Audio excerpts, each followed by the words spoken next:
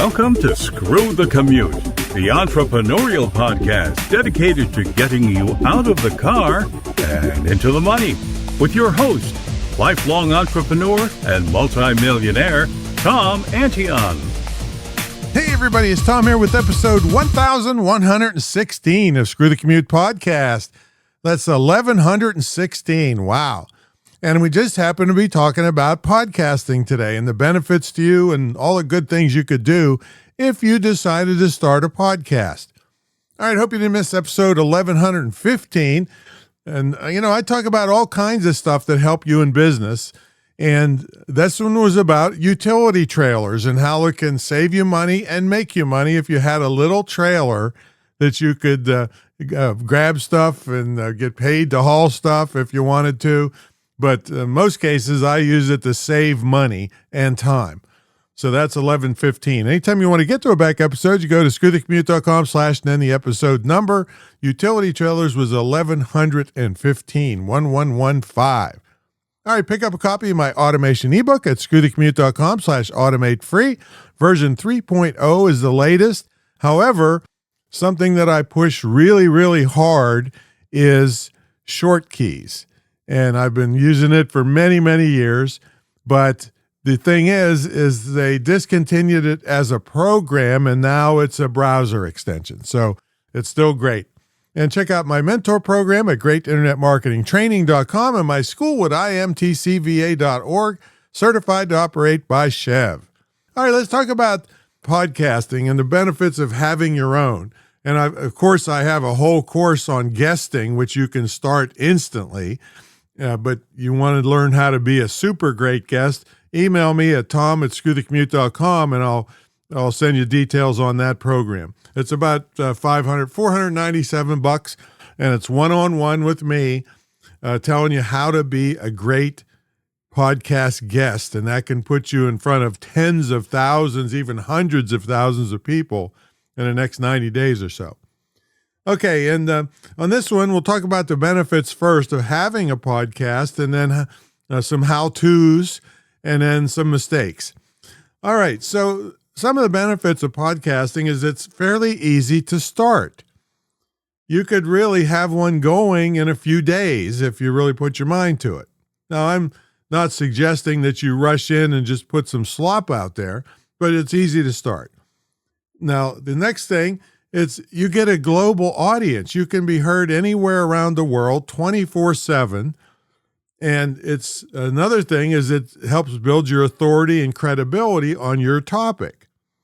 And when they hear you in person, then you create a better audience connection. So people think they know you and they can learn to trust you, and then they buy stuff from you. Another thing is they can listen anytime. And one of the reasons I started this Screw the Commute podcast, was when automobiles started to be able to play podcasts from the dashboard. And also, and that's, how many multi-gazillions of cars are there out there being made in all countries. And also, you can listen on your smartphone, but even bigger was one of the reasons I started was in-home devices like the Amazon Echo thing and the Google, whatever it's called. People can just say, hey, play Screw the Commute podcast. It starts playing while they're doing dishes or something else. So anyway, you can listen anytime.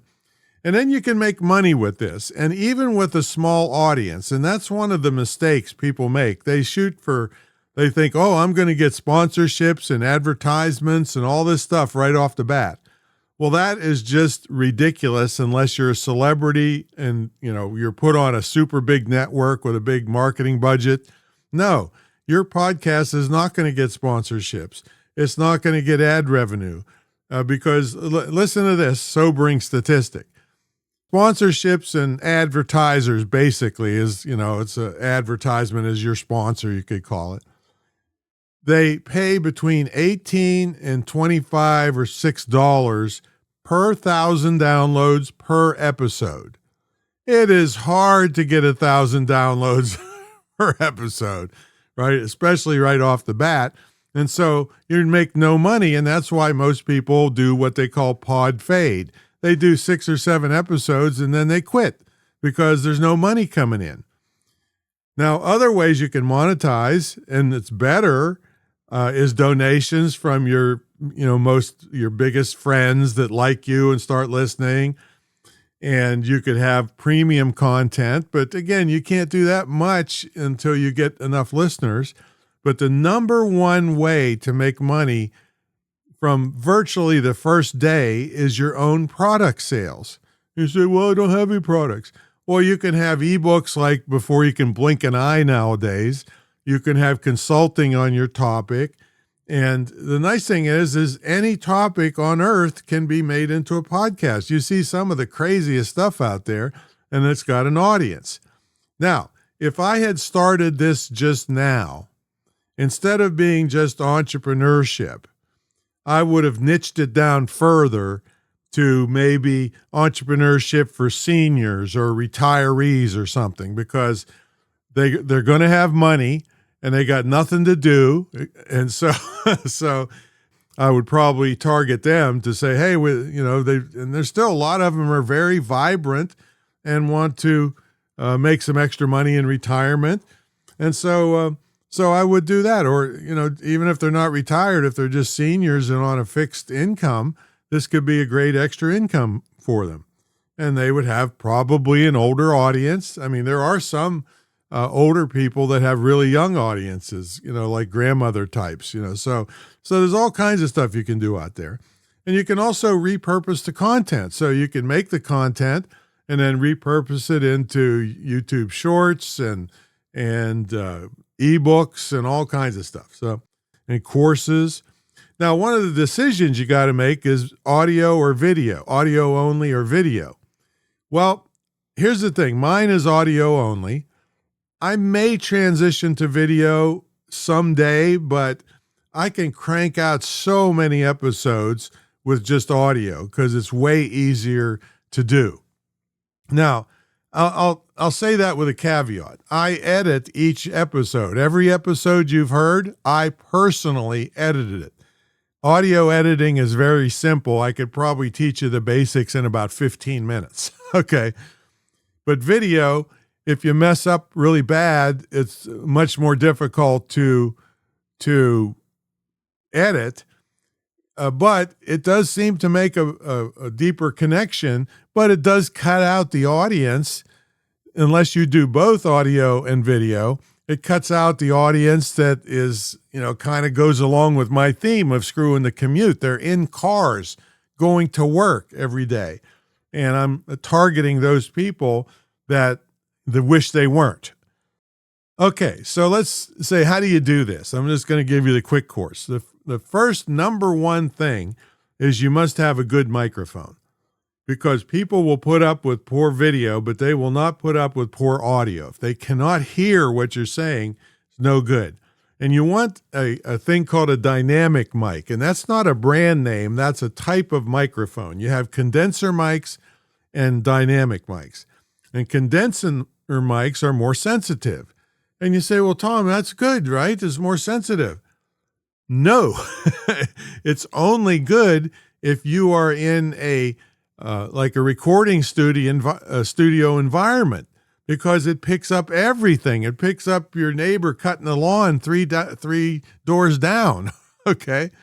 So a dynamic microphone is the best for this, for most of us that are going to do this in a little office or, bedroom or somewhere around home where there's these distracting noises. So, and you can start as little. I had somebody buy a good microphone for $62, brand new. I think it was an ATR 2100 or 2100X. Either one of them is fine. Now I have a really fancy one here, but I got the money to pay for it. You don't have to start with this super microphone, but you do need to have somewhat of a quiet atmosphere, unless that is your shtick. Maybe you're a single mom and you're doing your podcast while the babies are, in those little, those little things with wheels on them that babies like go around the floor. I don't know what they're called even. All right. That could be your shtick. Or you could be a person that does live interviews on the street, and that's your whole thing. So there's going to be background noise and everything. But if you're going to do it at home and you want it to be real clear and that isn't your shtick, you want a relatively quiet atmosphere without all echoes in the room. And there's ways you can reduce that with wall hangings and break up so you don't have any just walls that are just flat because the sound bounces all over the place and makes an echo. You don't want that. And then if you're doing video, a simple, any webcam right now any modern webcam is good enough and sometimes better than your old cameras. People even do them on their cell phones. The problem with that is it ties up your cell phone. You got to put it in airplane mode and you can't take a call or a text or anything while you're trying to do this podcast. Now, another problem I won't call it a problem, it's a mistake people make, is they try to take the audio file and put it on their website to be delivered to people. No, do not do that. The audio files are they're not as big as video files, but they're relatively big. And your website, if you had 10 listeners, is going to start bogging down. If you had 100, it's never going to work. It's just going to stutter and people are never going to come back. Because remember, audio, they'll put up with poor video, but not poor audio. So how do you solve this and do it cheaply? Well, you get a distributor that's set up for this, and the gold standard is a company called Libsyn, Libsyn. And what they do is you upload first of all, when you set this up, there's like 20, 30, 40 places that have, you can listen to podcasts, Spotify and iHeartRadio. I don't know if that's still around, and Apple Podcasts and Google and all that stuff. So what you do is you start an account one time at all these places, and then you put them into Libsyn. And then when you finish a podcast, you upload it to Libsyn, and then it gets distributed to all these places. So that's all you got to do. See? So you just definitely don't try to do it on your website. And of course, if you're doing a video, probably you're going to be on YouTube. If you're really off the wall and going to get kicked off of YouTube because of your topic or your language or whatever, you're probably going to be on Rumble. Now, another thing to get started is you have to have decent graphics. And Apple will, if you just go by the Apple standard, it'll pretty much take care of the other places. But it's very exacting how they want your graphics to be. And when I first started, this was very difficult. I had a professional catalog graphic artist guy, very high-level graphics guy, and it took 3 times to get our graphic accepted by Apple. All right. Nowadays, you put it into AI, it thinks up the idea for you, puts the title on, and makes it exact how Apple wants. So it's much easier now. Another thing is you got to think up a catchy title.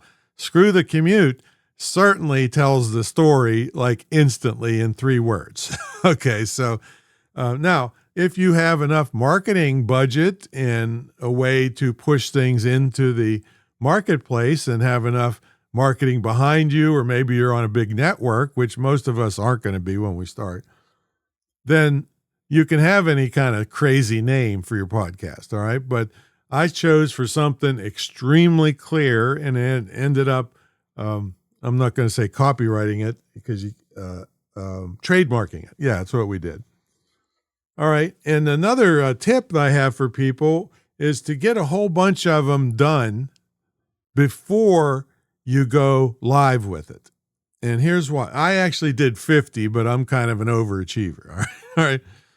So the reason is because I want you to go on a podcast tour to help promote your podcast. So you have 50 ready to go. You go live, but you already have a bunch of podcast interviews lined up. And guess what? The people that hear you on somebody else's podcast, guess what they know how to do? They know how to listen to podcasts, okay? And they're more likely to go and sign up for yours if you do a good job guesting on somebody else's podcast, which, again, like I said, I'll teach you how to do. And if you want me to teach you all this other stuff on how to set up your podcast, I'll do that too if you want. Okay, so anyway, get a whole bunch of them ready, and then go on other people's shows, and that'll start building your audience. Of course, you're going to tell all your friends and beg them to start listening and leaving you reviews and all that stuff. See? And then I'll give you one more high-level thing that I'm pretty much sure I invented, because nobody was doing it until I came out with it, that I can tell. I'm not positive about that, but I've invented some things that nobody else was doing over the years. And this is how to get in front of enormous numbers of people. So what you do is you search out your topic on Facebook and find all the groups that have something to do with that topic. And then and of course you kind of see who has the most people in the group and how often they post, and make sure it's a lively group. And then you contact the admin of the group and offer to interview them on your podcast. And hardly anybody will turn you down. And then guess what they're going to do with that podcast? They're going to put it in the group in front of their thousands of members. Okay. So you're going to get all that free publicity. See, I used to teach people in the old days, well, you join the group and you be nice and don't promote yourself too hard and cross your fingers. And if you're lucky, they'll come over and list, see who you are and find out you have a podcast and all this stuff. And not anymore. I go right to the top. In fact, that tip you may have heard on other things got me invited to the White House because of who was listening and was a member of that group when I interviewed the admin to the group. I even got a speaking engagement in a field that doesn't take people like me. Okay. And when I say that, it was a veterans thing, and I'm not a veteran, but they still had me speak because of the connections I made with their group. Say, so I'm highly encouraging you to start a podcast, but don't get the idea I'm going to try 1 or 2 episodes and see how it goes. No, consistency is what helps you build. And like I said, you don't have to have a big audience to make money if you have your own products. And when people say they don't have products, I say, well, you have a mouth, you have a product. You can coach and consult on your topic, and that can make money right off the bat. But even with ebooks for $17 or $27, you're making more money than you would going for sponsorship, say. So anyway, good luck with that. If you need help with that, get with me at tom@screwthecommute.com. And of course, if you want help with all the other million things you got to be to be successful online, check out my mentor program at greatinternetmarketingtraining.com and my school at imtcva.org, certified to operate by Chev, and that's the State Council on Higher Education in Virginia. A lot of these places that say they're schools or universities have no scrutiny whatsoever. I have to recertify every year where they look at you with a fine tooth comb to make sure you're legit. There's no complaints about you, all this stuff before I can get my license every year. So this is the real deal, and it'll save you hundreds of thousands of dollars of going to one of these 4-year indoctrination camps where you learn how to protest and I don't know, you compete for jobs in Starbucks. All right, so there you go. Check it out. And let me know if you're starting a podcast. I'll take a listen. All right. Catch you later.